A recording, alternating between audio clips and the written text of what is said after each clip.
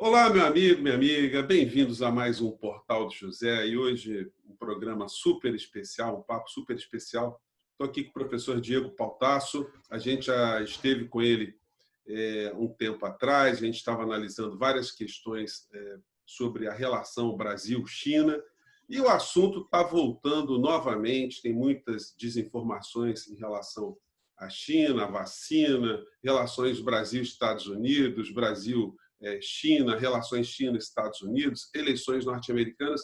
Tem muitos temas aqui, a gente vai tentar fazer um programa aqui, extraindo o máximo do professor. Queria dar as boas-vindas. Diego, mais uma vez, muito obrigado por estar aqui com a gente no Portal do José. E para quem não te conhece, eu queria já de largada perguntar o seguinte: qual é a tua relação com a China? Como é que você se aproximou desse tema? E qual é a tua formação, Diego? Primeiro, eu queria saudar o José Fernandes e agradecer o convite, uma satisfação estar nesse portal tão informativo e tão qualificado, me honra participar. Saudar os internautas, saudar todas as pessoas que estão assistindo o programa e dizer que a minha trajetória com relação à China remonta aí por volta de 2004, quando eu estava terminando a minha graduação e resolvi estudar de maneira mais profunda a China, ingressei no mestrado e no doutorado fazendo pesquisa sobre a China e recentemente terminei também um estágio pós-doutoral sobre a China. Tive algumas vezes lá, participei do Fórum Acadêmico dos BRICS em 2017, enfim, tenho interlocução com pesquisadores chineses e essa tem sido a minha principal agenda de pesquisa, meus artigos, minhas bancas se relacionam basicamente com o universo temático da China e da Ásia Oriental. Então, obviamente, é uma grande satisfação vir aqui discutir e analisar as principais questões que atravessam esse país que, obviamente, hoje é um dos principais atores internacionais. Diego, as questões estão mais no debate hoje, assim, das pessoas que estão acompanhando a vida política no nosso país, são as polêmicas envolvendo as vacinas que têm participação de cientistas chineses, do Estado chinês, de empresas chinesas. Eu queria que você fizesse uma avaliação geral, como é que você está vendo o debate desse tema, o que está mal posicionado, o que você está vendo aí, como é que você está analisando isso? Eu estou vendo com muita perplexidade, Zé. Por quê? Porque havia um acordo firmado entre o Ministério da Saúde, o Instituto Butantan, que é um órgão de renome internacional no campo de vacinas, e a empresa chinesa, a Sinovac, voltada a produzir 46 milhões de doses, com uma série de etapas de pesquisa, estágios. Os estágios vêm sendo cumpridos regularmente, com supervisão dos órgãos competentes, supervisão da Anvisa, e aí de maneira absolutamente imprevisível, de maneira que não corresponde a nenhum protocolo de saúde, o presidente Bolsonaro decide desautorizar o ministro da Saúde, o general Pazuello, romper de maneira unilateral um acordo, né? Inclusive onerando duplamente a sociedade. Por um lado, porque tem sido dedicado muito tempo, energia, capacidade burocrática e técnica na execução dessas pesquisas, com um universo populacional enorme, e, por outro lado, porque joga água no moinho de uma agenda negacionista, justamente no momento em que o país já ultrapassa 150 mil mortes e urge por uma solução de vacina que pudesse superar o problema. E isso se torna ainda mais paradoxal, essa suposta exigência do presidente de que a vacina fosse comprovada, quando, na verdade, a gente sabe que por detrás disso tem uma retórica anti-chinesa quase que infantilizada, e justamente de um presidente que bateu em cima da tecla da cloroquina, essa sim sem nenhuma evidência científica, durante quase todo o período aí da pandemia. Uhum. Você acha que o Brasil pode estar indo para o final da fila no meio dessa busca por soluções que beneficiam o povo brasileiro? Porque esse atrito aí, enfim, ele tira o Brasil da fila, da prioridade, vamos dizer assim. Sem dúvida. Primeiro, o Brasil, em função, inclusive, da desidratação dos BRICS, ficou comprometido uma articulação com a Rússia, que também já vinha bastante adiantada nas pesquisas em relação a vacinas, agora está trabalhando no sentido de implodir um acordo fundamental com a China. Isso aí tem um papel deletério no Pacto Federativo, porque estados brasileiros estavam envolvidos. Certamente vai forjar um conflito com o STF, que talvez tenha que intervir, como teve que intervir no contexto da imposição dos distanciamentos sociais pelos governos do Estado, mais no início da pandemia.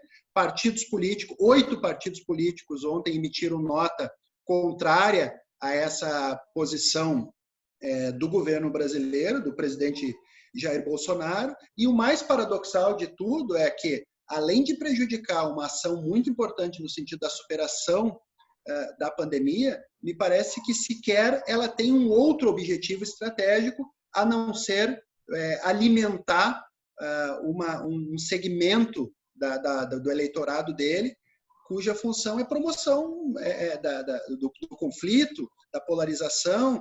Parece que o presidente tem dificuldade de sair da campanha e assumir um papel de chefe de Estado e executar políticas que são de Estado e não de governo. Ô Diego, os principais pontos aí que os seguidores do Bolsonaro, enfim, eles apontam é que existe interesse econômico, um interesse geopolítico e geoestratégico em relação à pandemia por parte da China, que isso seria uma estratégia do Estado chinês para dominar o mundo. Como é que você analisa esse tipo de questão? É possível que haja alguma verdade nessa história?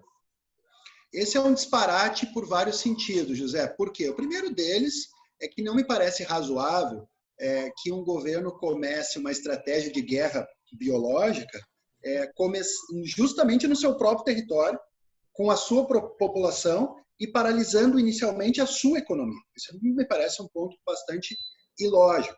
Ademais, como a China é hoje o motor da economia mundial, é a fábrica da economia mundial, a pior ação que o governo chinês poderia fazer para a sua economia é paralisar a economia mundial, tal como a pandemia paralisou. Quer dizer, você paralisa diversos setores da economia em favor de um setor, que seria o setor de vacinas ou de EPIs para a pandemia. Não me parece um cálculo econômico também razoável. Então, essa é mais uma, digamos assim, das fake news da nova era que a gente vive, muito alimentada, infelizmente, por seguidores do atual governo, e que tem não só efeitos deletérios na produção da informação de qualidade, mas que se volta contra o principal parceiro comercial do Brasil. E eu não sei se todos os internautas estão a par, mas 35% das exportações brasileiras, certo, vão para a China, ou foram para a China nesse primeiro semestre de 2020, portanto, mais de 1/3, sendo que o segundo parceiro comercial, que o Brasil tem dedicado grande atenção, que é os Estados Unidos, representa 8%. Mas não é só o percentual que é completamente diferente. Enquanto a fatia das exportações do Brasil para a China aumentou 14% nesse primeiro semestre, a dos Estados Unidos despencou 36%. Então, analisando os dados e a dinâmica do comércio Brasil-China, Brasil-Estados Unidos, esse comportamento político do governo e da diplomacia brasileira se tornam ainda mais incongruentes e contraditórios. Sim, e é bom ressaltar também que a pandemia ela causou também queda na economia chinesa também, né? Essa teoria que seria uma estratégia para beneficiar a China em detrimento dos outros, ela peca também por esse dado real, né? Eles também estão muito prejudicados com esse desaquecimento global, já que eles são provedores de muitos equipamentos, muita tecnologia, muitos produtos industrializados, né, para o mundo todo, né? Sem dúvida. A economia mundial paralisou, a China depende da demanda internacional. Isso fez com que o PIB chinês caísse no primeiro semestre desse ano, algo que não ocorria desde o início das séries históricas estatísticas sobre a economia chinesa. Então, realmente, não faz sentido e não há nenhum precedente na história humana de uma pandemia que tenha começado por um país e justamente no seu próprio país, uma guerra bacteriológica ou baseada num vírus, no caso, contra a sua própria população, contra a sua própria economia. Pois é, Diego, mas nesse campo que você tocou, na área da medicina, na área da ciência, da biologia, dá para a gente dizer que as empresas chinesas elas terão ganho com a pandemia? Como é que esse assunto está sendo tratado? Está se abrindo mão de patentes? Os acordos de cooperação, eles visam especificamente beneficiar as empresas chinesas economicamente? Isso é importante destacar, né? Quando o Xi Jinping fez uma fala na Organização Mundial da Saúde, ele fez questão de sublinhar que a China trabalhava pela construção de uma vacina como um bem público, como um bem universal. E, aliás, o protocolo entre o Ministério da Saúde, o Instituto Butantan e a empresa chinesa Sinovac foi de uma pesquisa conjunta, portanto, diversas etapas do processo clínico randomizado de teste da vacina têm ocorrido com a expertise brasileira. O Instituto Butantan vai fazer parte da fabricação da vacina e, portanto, o papel da China, isso sim, tem sido de prover soluções para uma crise epidêmica, uma pandemia global. Enquanto que, e aí vem uma questão interessante, o hegemon, que é a grande potência, que são os Estados Unidos, né, não só se ocupou nesse período da pandemia por culpabilizar a China, desacreditar a Organização Mundial da Saúde e até usurpar, digamos assim, alguns produtos que o Brasil havia importado da China e que foram, digamos, capturados nos portos norte-americanos. Então, quer dizer, isso mostra quem está disposto, sem falar que o governo chinês ainda disponibilizou, se eu não me engano, mais de 2 bilhões para países do terceiro mundo enfrentarem a pandemia. Então, é preciso matizar um pouco o que é uma retórica, uma narrativa anti-chinesa, da evolução dos fatos da política internacional, nesse caso recente aí da pandemia. Diego, você é um estudioso da China, você já esteve lá várias vezes. Eu queria saber a tua opinião, como é que a gente poderia classificar a China do ponto de vista de uma classificação tradicional? É um país comunista? É um país capitalista? É um país socialista? O que é a China exatamente hoje, esse país que tem tanta influência no planeta? É muito engraçado porque essa não é uma definição trivial, até porque as formações socioeconômicas elas não obedecem a uma métrica, né? A uma caixinha, elas são complexas. Então, por exemplo, a gente considera que os países capitalistas incluem a Suécia, a Noruega, mas incluem também o Haiti, inclui o Chile, inclui Botsuana, inclui Nigéria. Então, é muito razoável acreditar que esses países são capitalistas, porém, têm formações socioeconômicas absolutamente diversas e, em determinados momentos, sequer parecem fazer parte de uma mesma lógica. Quando a gente analisa a história do bloco socialista, dos diversos países que o compuseram, desde 1917, com a Revolução Russa, até a China contemporânea, a Coreia do Norte, Cuba, ou seja lá o que for, passando pelos países que tiveram experiência socialista, Angola, Moçambique, Nicarágua, ou mesmo o Afeganistão, os países do leste europeu, a gente vai observar também uma grande diversidade de formações sociais. Porque o que existe é um paradigma produtivo e político de organização da sociedade que vai se aclimatar, que vai se adaptar às variações geográficas, históricas e culturais de cada população. O mesmo vale para o sistema capitalista. Bom, feita essa contextualização mais ampla, muitos analistas baseados numa perspectiva de esquerda consideram que a China não é um país socialista. E a maior parte dos analistas liberais ocidentais desacreditam a China. Esses dias, o responsável pela diplomacia americana diz que a China era um país comunista, que havia uma nova Guerra Fria em questão. Bom, a China me parece apanhar por ter cachorro e por não ter cachorro, né? E qual é a minha perspectiva? A minha perspectiva é que a China está numa fase embrionária da construção de um regime socialista. Quando se alega que não é pela existência do mercado, se comete um crime conceitual histórico. Por quê? Porque, na verdade, o mercado antecede em milênios o capitalismo. Então, assim como o mercado antecede o capitalismo é uma economia de mercado, voltada exclusivamente ou dominantemente para o mercado. Mas certamente o mercado, enquanto mecanismos de troca, né, enquanto alguma divisão do trabalho, também vai persistir em sociedades pós-capitalistas. Então, a existência de um mercado, combinado com uma forte regulação, com um partido comunista que administra as questões estruturais do país, com o fato das principais empresas estratégicas serem estatais. Só um dado, da lista das 500 maiores empresas do mundo, cerca de 130 são chinesas. É a primeira vez esse ano que a China ultrapassa os Estados Unidos nesse ranking. Dessas 130 empresas chinesas, 76% são empresas estatais ou governamentais. Isso mostra que o Estado chinês controla a política, controla o sistema bancário, as principais empresas estratégicas são administradas sob interesse do Estado e, sobretudo, a terra não é um patrimônio privado, o que é um dos principais fatores de desorganização social, de favelização, de concentração de renda no Ocidente. Bom, dito isto, é óbvio que a China tem contradições, é óbvio que tem desigualdades regionais, sociais, é óbvio que está numa etapa embrionária dessa construção, que está modulando, extraindo lições da experiência socialista soviética, de um planejamento demasiado rígido, portanto, tentando modular o papel do mercado, mas, sem sombra de dúvida, é uma experiência que visa superar, se diferenciar e não mimetizar aquilo que acontece no Ocidente.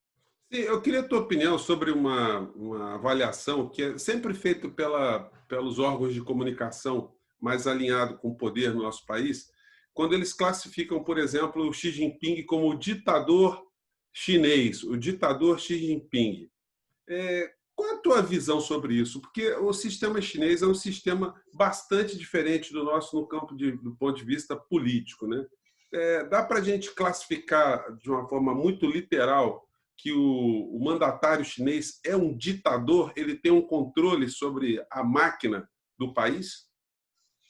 Eu acho extremamente problemático esse tipo de classificação, por duas razões. A primeira, tal como separar o mundo entre capitalismo e socialismo de maneira maniqueísta inviabiliza a compreensão dos diversos tons que as formações sociais adquirem, da mesma forma, classificar o mundo entre democracia e ditadura também invisibiliza as diversas tonalidades e faz com que a gente se apegue de maneira demasiada aos aspectos formais e perca a essência das dinâmicas políticas que tornam uma sociedade mais orgânica, mais politizada, mais organizada, ou simplesmente aferrada, digamos assim, aos rituais, aos protocolos da democracia.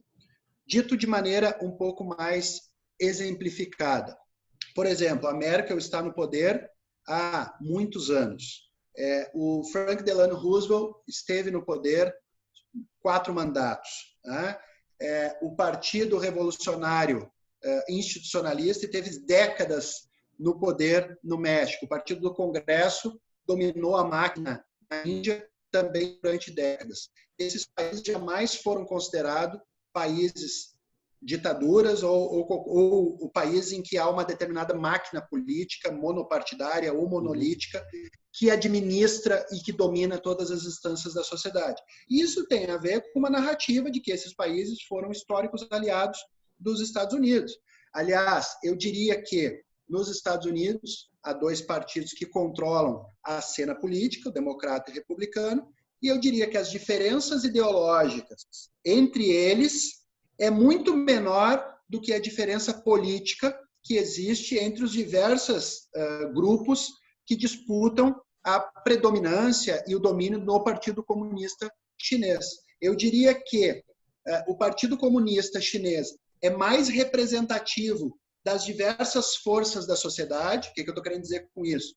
Que tem jornalistas, tem empresários, tem professores, tem camponeses, tem gente do sul, do norte, do leste, do oeste, compondo uma força política muito mais representativa do país do que se nós pegarmos democratas e republicanos, onde esse jogo político é basicamente representado do 1% mais rico e mais poderoso da sociedade americana, aquilo que eles costumam chamar de WASP, né? Branco, anglo-saxão e protestante. Ô, Diego, mas é porque também tem muita hipocrisia no trato dessas questões todas, né? Por exemplo, tem se falado muito agora em cristofobia. Bolsonaro levantou essa expressão, os americanos gostam de falar isso também, para atacar a China. E eu vi que o Papa Francisco acabou de assinar um protocolo com o governo chinês, um protocolo histórico, né, onde ele reconhece a autonomia da Igreja Católica dentro do território chinês, podendo inclusive indicar todos os seus religiosos submetidos à Santa Sé, o que mostra assim, uma flexibilização da China. No entanto, ela é considerada ainda uma pátria absolutamente rígida, não permitindo o exercício da fé dentro do seu território. Ao mesmo tempo, a gente vê, por exemplo, o mesmo Bolsonaro que critica a cristofobia, ele bajulando o sheik lá da Arábia Saudita, um território absolutamente rígido em relação à não permissão de qualquer igreja católica, por exemplo. Não tem nenhum território dentro da Arábia Saudita que haja uma igreja católica. E mais do que isso, né? A Arábia Saudita foi sempre um grande financiador de áreas de terrorismo, né? Inclusive os autores lá do 11 de setembro, a maior parte deles eram sauditas, e Osama Bin Laden era saudita. No entanto, por razões econômicas, esse assunto acaba sendo desprezado, né, nessa balança. Isso demonstra também essa grande hipocrisia, né, que se usa ferramentas distintas para analisar o mesmo tema, né? Sem dúvida, isso aí seria o que o Zurdo chama de a linguagem do império, né? É dizer, os meus aliados, por mais autoritários que sejam, eu diria que a Arábia Saudita é, sem sombra de dúvida, o estado mais autoritário do mundo, porque o autoritarismo se manifesta na esfera religiosa, se manifesta na esfera étnica, na esfera de gênero, da liberdade política, em todos os campos possíveis. E jamais foi classificada pelo Ocidente como ditadura. É sheik, é príncipe, seja lá o que for. Então, isso se relaciona com o tópico que você levantou anteriormente. Com relação à China, a China está normalizando as relações com o Vaticano, até porque houve uma mudança também no Vaticano. É bom lembrar, para quem não tem tanto domínio da história, que o Vaticano teve um papel importante na dissolução do campo socialista, na época do Papa polonês. Então, quem conhece a história da CIA, a história do Vaticano, e, obviamente, a China tomou as precauções que julgou necessária no momento em que as relações entre ambos eram de desconfiança, de provocação e de não respeito da soberania recíproca. A partir do momento que as relações entre China e Vaticano avançam, a tendência é essa da normalização que a gente está assistindo. E voltando ao ponto das liberdades, né, que muitas vezes a gente se apega aos aspectos formais, no Ocidente, que se considera o único portador da promoção das liberdades religiosas, a islamofobia é um negócio assustador. A quantidade de pessoas assassinadas na Europa por conta da islamofobia é notável, o preconceito é aberto, é escarrado, né? E, entretanto, na China, as questões religiosas não são necessariamente fruto de tamanha hostilidade. Vou pegar um outro dado comparativo que pode ajudar a elucidar isso. A China é a ditadura e tem uma população carcerária de aproximadamente 125 pessoas para cada 100 mil. Os Estados Unidos, que é uma democracia, a maior do mundo, tem mais de 700 presos, né, para cada 100 mil. Ou seja, 5 vezes mais proporcionalmente que a China, né? Sabemos que a maior parte de população negra e população de origem hispânica, portanto, tem um conteúdo claramente étnico nesse processo de encarceramento. Entretanto, isso não impede que os Estados Unidos sejam o único legítimo portador da bandeira da democracia. Uhum. Diego, só para deixar bem claro aí para os nossos inscritos aqui no Portal de José, o nosso papo hoje aqui não é fazer apologia como a China sendo a pátria mais perfeita do planeta. Não é esse o caso. A gente está aqui desmistificando alguns argumentos. Exatamente. A gente quer jogar para vocês aqui o máximo de informações que vocês não veem pelas grandes redes, pelos meios de comunicação, porque a gente está aqui com um especialista, um estudioso, um cientista que consegue ponderar sobre todas essas informações que nós recebemos, muitas delas viciadas, né, para a gente poder tirar as nossas próprias conclusões. Então, nesse sentido, agora eu quero mudar um pouquinho o nosso foco, Diego, indo para a geopolítica. Você comentou em dado momento que os Estados Unidos têm tido uma posição no governo Trump de hostilizar muito a China. Qual é a razão desse tipo de posicionamento? O que os Estados Unidos estão temendo de fato? Inclusive, já colocando nessa pergunta um outro ingrediente, isso fica muito claro quando os Estados Unidos hostilizam a adoção da tecnologia 5G pelos países periféricos ao governo norte-americano. Na verdade, a China, desde os anos 90, vem passando por uma escalada tecnológica e produtiva notável. E isso tem se traduzido em déficits comerciais gigantescos que os Estados Unidos têm enfrentado, né? Então, num primeiro nível, aquele país que estava num processo de arrancada industrial nos anos 90 não ameaçava os núcleos produtivos dos Estados Unidos que tinham uma dianteira, né? Só para vocês terem uma ideia, em 2005, a China tinha apenas 18 empresas nessa lista das 500 maiores da Forbes, agora são 130. Então, a China, nas últimas 2 décadas, sobretudo, passou a competir com os Estados Unidos em setores cada vez mais estratégicos. E isso fez com que o governo americano fosse ligando primeiro o sinal amarelo e depois o sinal vermelho. O que redundou, a partir de 2016, numa eleição do Trump, cuja uma das bandeiras importantíssimas era uma retórica chinesa. Ele ganha fazendo uma campanha com essa retórica e um dos seus primeiros atos é justamente desencadear uma guerra comercial com a China, sobretaxar uma grande quantidade de produtos chineses e, sobretudo, atacar um dos setores estratégicos da China, que é a tecnologia 5G, de propriedade da Huawei, não é? E que domina aproximadamente 1/3 do mercado internacional de infraestrutura de 5G. O que isso quer dizer para quem não é versado no assunto? O 5G é uma ferramenta de comunicação que permite um fluxo de dados muito superior ao 4G e que está, portanto, no epicentro do atual ciclo de inovação industrial daquilo que se chama de indústria 4.0, que vai desde os futuros carros autônomos até procedimentos cirúrgicos que poderão ser feitos remotamente. Isto é, quem dominar a infraestrutura de 5G vai prover a infraestrutura para diversos setores da economia que cada vez mais se informatizam. Sim.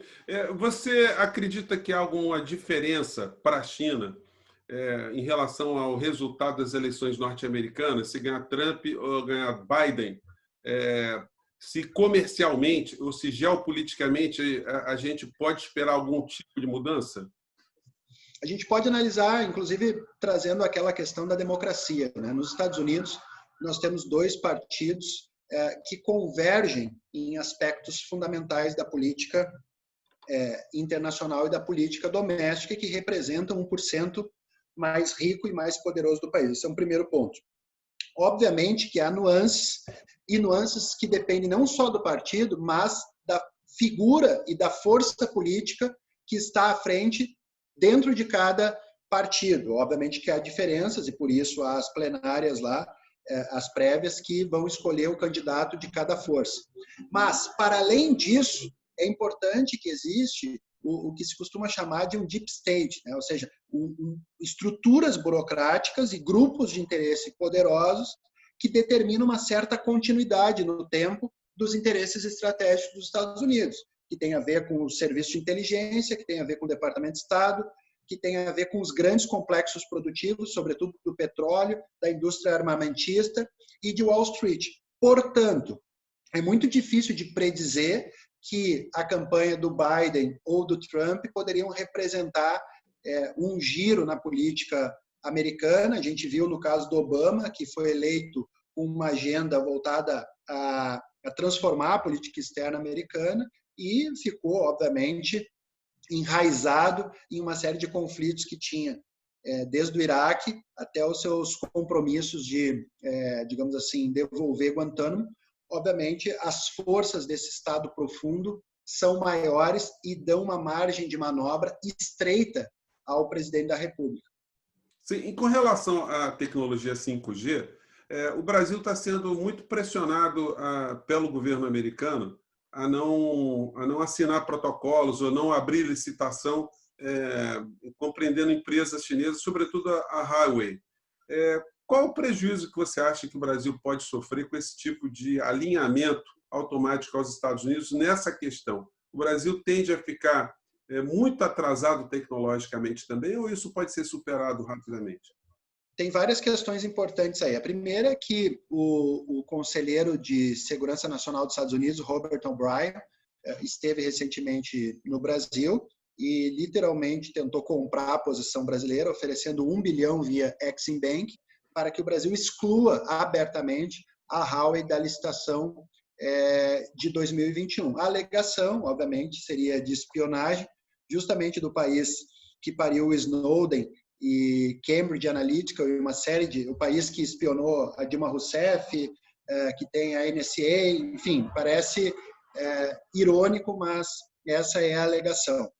Bom, o Brasil pode vir a excluir a Huawei. Alguns aliados dos Estados Unidos sinalizaram nessa direção, Inglaterra, Japão, Austrália, outros ainda não determinaram sua posição. Me parece esse ser um dos grandes cavalos de batalha dos Estados Unidos, tentar excluir a Huawei, tentar tolher o protagonismo dela internacionalmente, justamente por ser um setor estratégico, e é por isso que estão tentando sancionar através de mecanismos laterais, como dificultando o acesso a chips, a processadores e assim por diante. Eu acho que essa medida por parte do Brasil é temerária por diversas razões. Não só porque essa empresa mais competitiva, com capacidade de implementar uma rede 5G com maior eficácia no curto prazo, né, que já seria uma razão suficiente, mas porque, obviamente, a China tende a retalhar, dado que essa sim é uma questão estratégica para ela. E como eu sinalizei no início, a China representa 35% das importações, né, das exportações brasileiras. E isso, obviamente, iria causar um rebuliço no agronegócio brasileiro, que, portanto, ia pressionar pesadamente o nosso governo para rever posições. Então, quer dizer, no afã de submeter aos interesses dos Estados Unidos, o governo brasileiro pode não só comprometer o nosso comércio exterior, mas produzir um cisma enorme na sua base de apoio, na bancada ruralista, e comprometer um dos poucos setores vitais da economia brasileira, que é o agronegócio. Mas o pior de tudo isso é que esse alinhamento automático que o governo brasileiro vem tomando frente aos Estados Unidos desde o início, não se traduziu em nenhum benefício. Não só o comércio diminuiu, como eu apontei, já representou 14%, está representando 8%. A gente tem déficit comercial com os Estados Unidos. Os Estados Unidos sinalizaram o ingresso na OCDE, que sequer seria positivo, e nem isso proporcionaram, né? E, ademais, tem colocado sobretaxas a uma série de produtos brasileiros. A mais recente foi uma sobretaxa de 130% sobre o alumínio e o aço, que são alguns dos produtos que o Brasil exporta para lá. Agora, para fechar esse ponto, há uma máxima em política fundamental. Se você se alinha, você não vai obter nenhum tipo de barganha, porque sua posição, seu apoio já é incondicional a prioristicamente. E é por isso que a diplomacia brasileira, historicamente, trabalhou com a barganha, trabalhou jogando em vários cenários, com uma política multivetorial. Então, pior do que uma posição inconsequente, podemos dizer assim, ela rompe com uma tradição histórica do Itamaraty de mobilizar os melhores meios possíveis em favor do desenvolvimento nacional e da soberania. Sim. Diego, para a gente fechar o nosso papo aqui, você acha que a China pode, de fato, deixar de comprar aqui no Brasil por conta de uma retaliação? Ou o chinês ele sabe que o governo Bolsonaro é transitório, eles vão dar uma entubada agora para, no futuro, eles estabelecerem parcerias mais eficientes? Eu quero fazer essa, depois eu quero fechar com outra aqui. Vamos lá. Essa questão é muito importante. O que me parece? Me parece que o governo, que a diplomacia chinesa sabe que o governo brasileiro é transitório, sabe que tem interesses estratégicos de longo prazo no Brasil, investimentos robustos, muitas empresas chinesas aqui. Apesar da retórica anti-chinesa, o comércio vem progredindo, portanto, o governo chinês vem administrando o seu desconforto com o atual governo brasileiro. Esse é um aspecto. A partir do momento que isso começar a comprometer realmente interesses estratégicos, que seria o caso do 5G, é possível que a China tome alguma medida. Mas no jeito oriental, no jeito chinês de fazer política, não vai ser uma resposta aberta, não vai ser uma resposta imediata. Mas essa resposta tende a vir de maneira sutil e pode sim provocar desconforto em relação ao Brasil. E para fechar o nosso papo, o professor Diego Pautasso, meu colega, né? Eu tenho muita satisfação quando eu tenho uma pessoa assim como o Diego, eu posso chamar de colega, professor também. Faz agora o uso da sua bola de cristal e diga para a gente o que vai acontecer com a China. Nós temos que ter medo da China, eles vão nos dominar, nós vamos ficar aqui reféns do Partido Comunista Chinês? Diga para a gente, Diego. Olha, a minha perspectiva é a seguinte, eu tenho escrito bastante sobre a Nova Rota da Seda, que é uma iniciativa chinesa lançada em 2013, cujo o norte é criar uma infraestrutura de transporte, comunicação, de energia, sobretudo na Eurásia, mas progressivamente se transformar numa política global. E eu tenho chamado isso de projeto chinês de globalização. Esse projeto chinês de globalização, ele não visa a impor nenhuma agenda, não visa impor a venda de estatais, não visa a abertura comercial, não visa nenhuma dessas estratégias que a gente viu nas potências ocidentais, tampouco intervenções, guerras, mudanças de regime ou golpe de Estado. Agora, é óbvio que em geopolítica o que existe são interesses estratégicos. Ninguém oferece gratuitamente a chave para o desenvolvimento. É fundamental que o país saiba quais são seus interesses e possa barganhar. Então, uma coisa é assinalar que a China não é imperialista e não replica as práticas que os Estados Unidos, a Inglaterra, a França utilizaram ao longo do século XIX e do século XX. Isso me parece evidente. Agora, para o Brasil se desenvolver, ele precisa forjar um projeto nacional de desenvolvimento, saber o que quer de quem quer e saber barganhar. Me parece que a China é um país que o Brasil teria condições de barganhar, né? Mas é preciso não entregar os ativos, como vem ocorrendo, e saber exatamente o que se quer, o quanto quer de cada parceiro. E não me parece ser o caso. Acho que o Brasil poucas vezes esteve tão turvada a visão do que é um projeto nacional num contexto em que a sociedade se polariza e sobretudo, se divide em torno de agendas secundárias, quando a questão nacional, a questão da soberania, a questão do desenvolvimento, não é, fica absolutamente comprometida.